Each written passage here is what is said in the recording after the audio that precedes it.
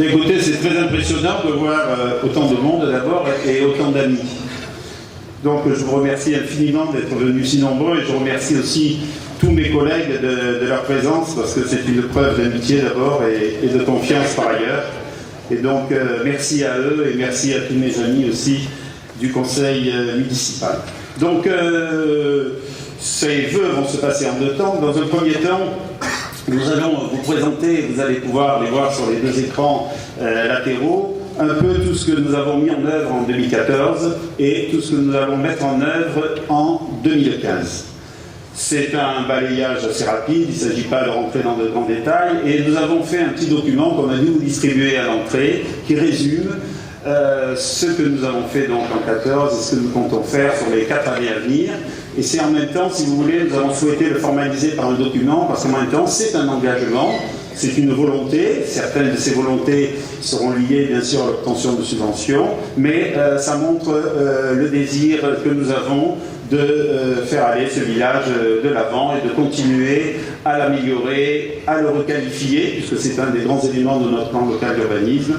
Et j'espère que vous trouverez dans ce document tout ce que vous avez d'ailleurs, tout ce qui a fait que vous nous avez amené à la tête de ce village et que vous serez satisfait de tous ces projets qui vont s'égrener devant vous.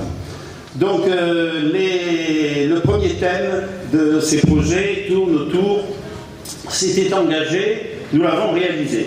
C'est ce qui était donc en machine dans Saint-Étienne-du-Grèce et que nous avons réalisé et vous le voyez donc apparaître au fur et à mesure sur les écrans.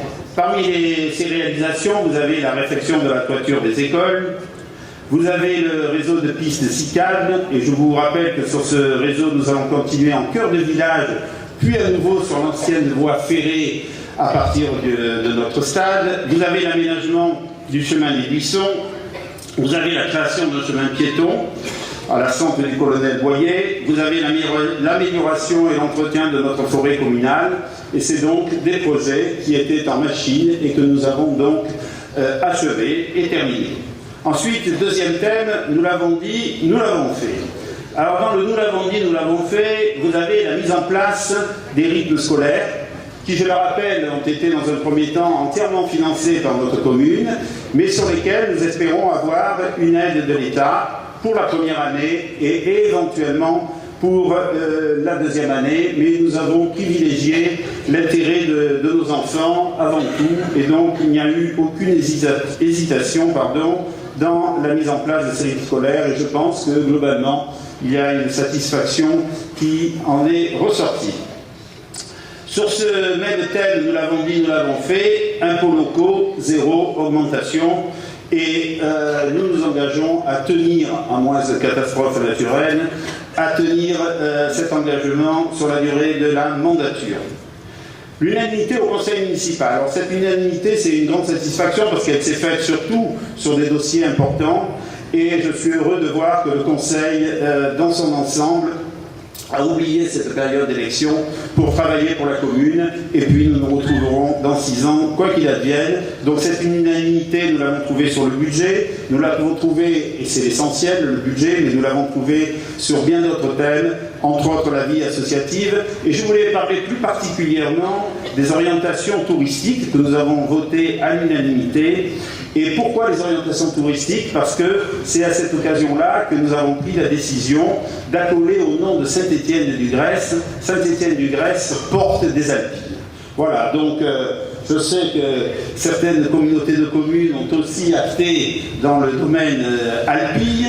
Je ne parlerai pas du maire de Saint-Rémy, lui qui arpente les Alpilles du matin au soir, mais voilà, Saint-Étienne-du-Grèce, c'est une des portes des Alpilles, bien sûr, nous n'en avons pas la primeur, mais c'est un élément de linguistique qui nous permettra de donner à ce village un volet touristique avec un produit d'appel qui est les Alpilles.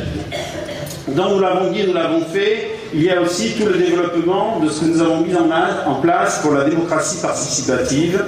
Et c'est, vous le voyez défiler, c'est le conseil de sécurité, c'est la commission municipale du patrimoine, c'est la conférence des associations, c'est la conférence des commerçants et d'autres que nous développerons en 2015, comme par exemple la conférence des quartiers.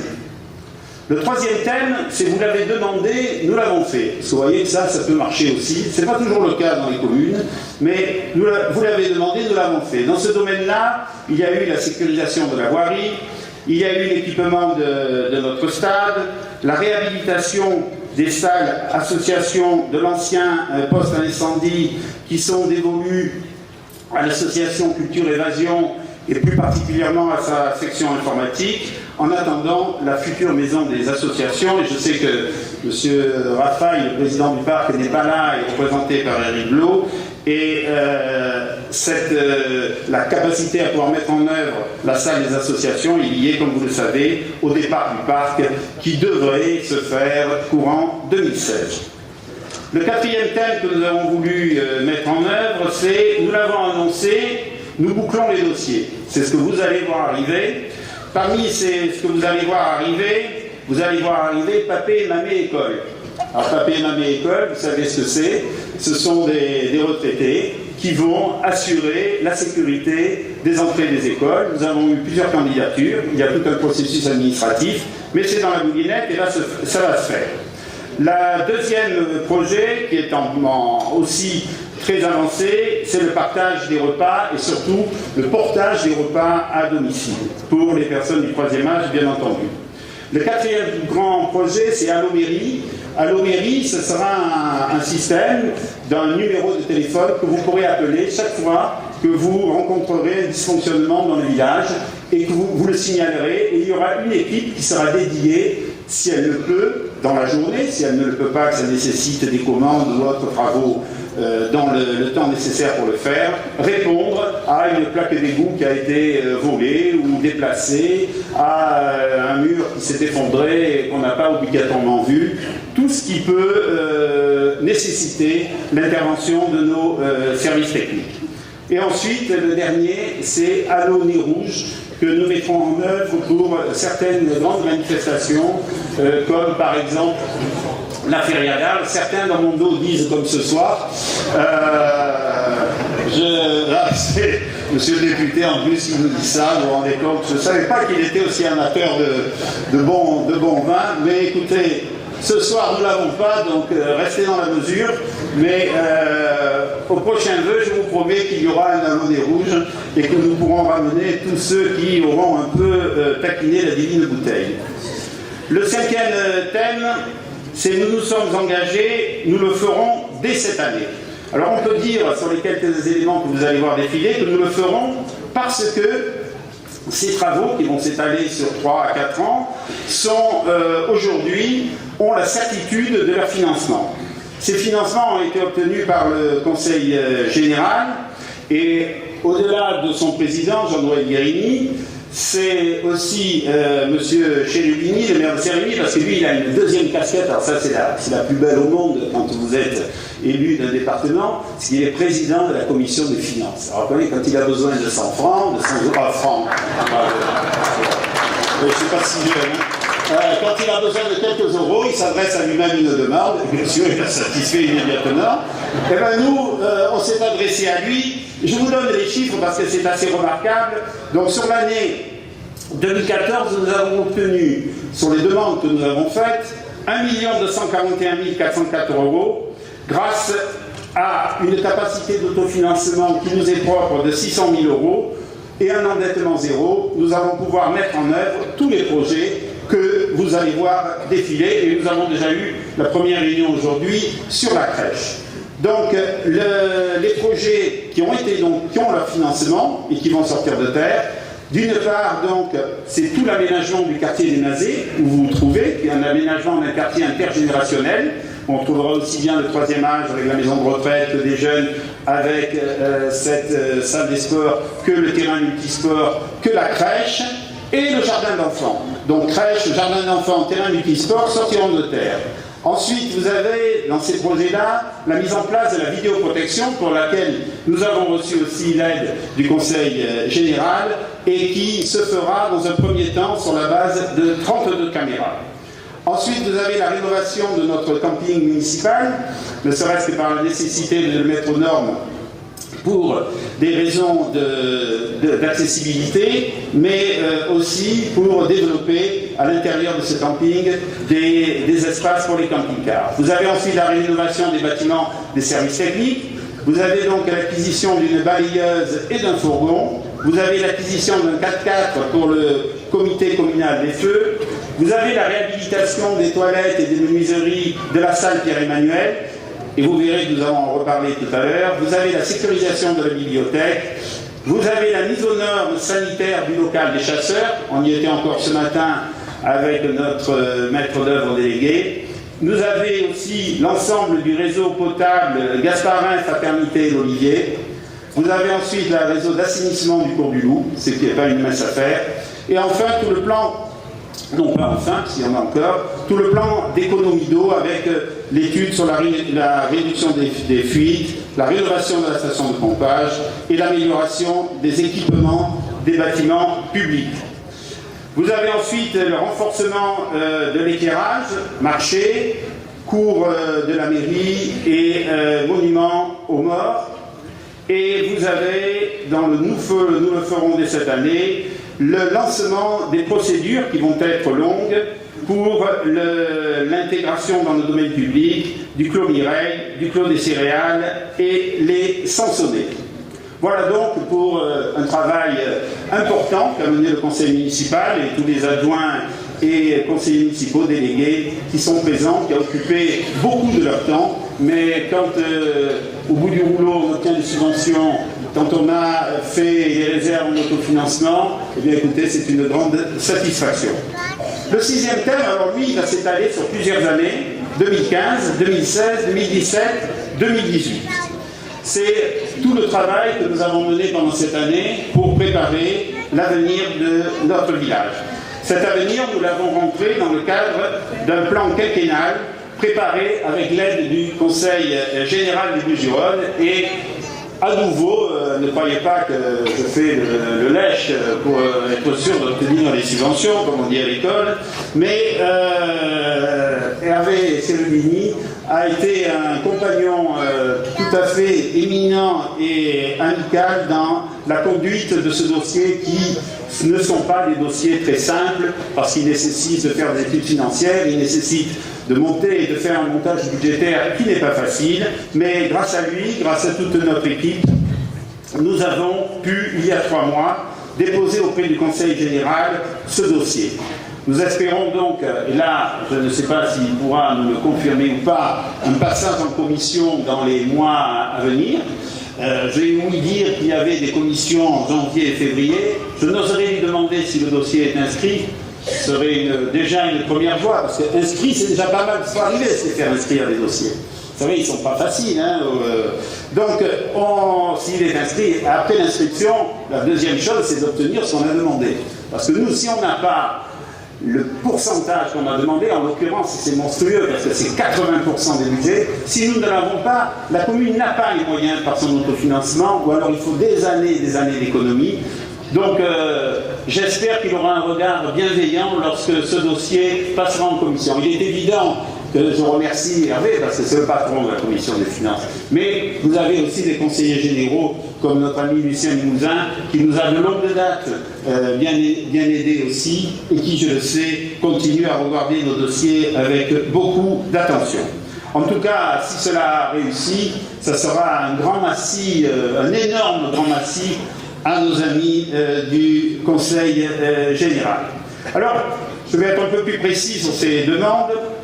Le budget total de l'ensemble des opérations que nous allons vous énumérer est un budget de 7 158 100 €, et le montant des subventions que nous demandons est de 5 726 480 €. Donc vous voyez que c'est assez considérable.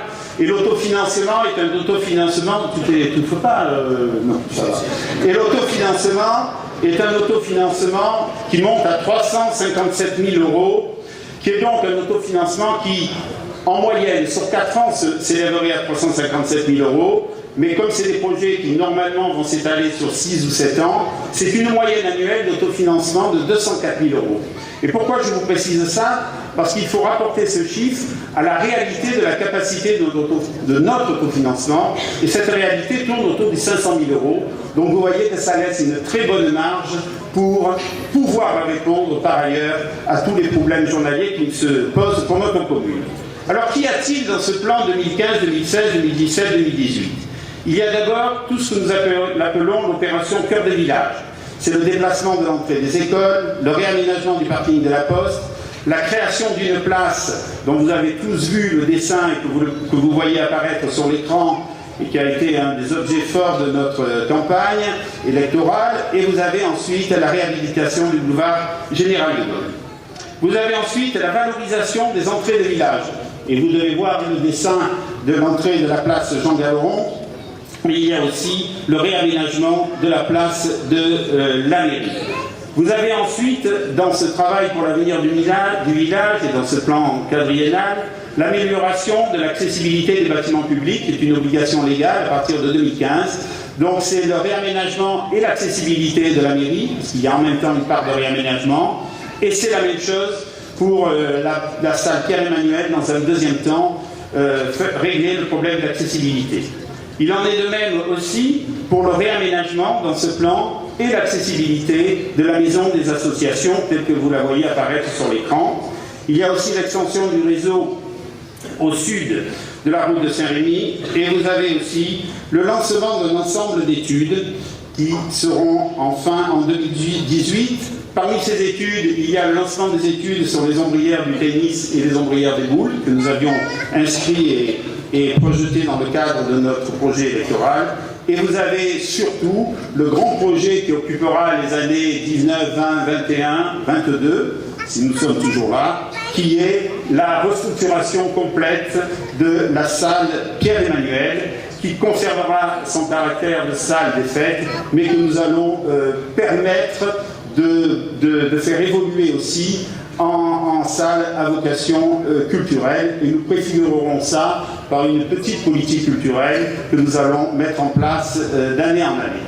Enfin, et pour terminer, il y a un travail qui a été mené tout au long de l'année 2014 et qui va durer tout au long de l'année 2015 et auquel vous allez être tous intéressés. C'est le plan local d'urbanisme qui est donc prêt à d'abord être présenté aux personnalités publiques, mais qui dans un deuxième temps va venir en enquête publique et va venir devant vous pour recueillir tous vos avis, tout ce que vous ne comprenez pas dans ce plan, tout ce que vous ne voyez pas et que vous auriez aimé peut-être voir, tout ce qui fait que nous allons, à partir de cette rencontre entre notre projet et vous-même, essayer de mettre en œuvre le futur plan local d'urbanisme de Saint-Étienne-du-Grèce, sachant que dans ce plan, nous avons donné deux grandes priorités, qui sont la priorité au cœur de village, et vous voyez tout ce que nous allons faire pour cela, avec un urbanisme raisonné, une offre de logement qui sera adaptée aux besoins de la commune et prioritairement des Grésouillers, des cheminements doux, c'est toute la problématique des pistes cyclables, des espaces publics emblématiques, on en a parlé, c'est l'espace entre autres de jeux pour les enfants, des équipements adaptés, c'est le terrain multisport, et des commerces, toute une politique autour des commerces, et ça avec l'aide aussi du président Guillot pour le développement. Vous savez que nous avons lancé le principe de la préemption de nos commerces pour ne pas les voir disparaître et pouvoir nous-mêmes les acquérir et essayer de les réaffecter. Donc toute une politique pour garder cette vie de petit commerce qui est fondamentale pour la vie d'un village. Enfin, le deuxième grand objectif du plan local d'urbanisme, c'est un territoire de qualité via le parc régional. Vous avez entendu le mot de porte des Alpilles et la mise en valeur de notre richesse naturelle et bien sûr de tout notre domaine agricole qui, je le rappelle, est un des plus importants de la région avec des propriétés de grande envergure, dont une qui a quand même, il faut le rappeler, malgré les difficultés que parfois ça pose, plus de 100 employés, ce qui est assez énorme.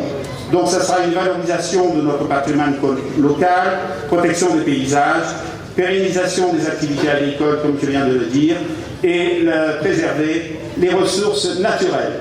Voilà, donc ce que nous allons... Merci. ce que nous allons développer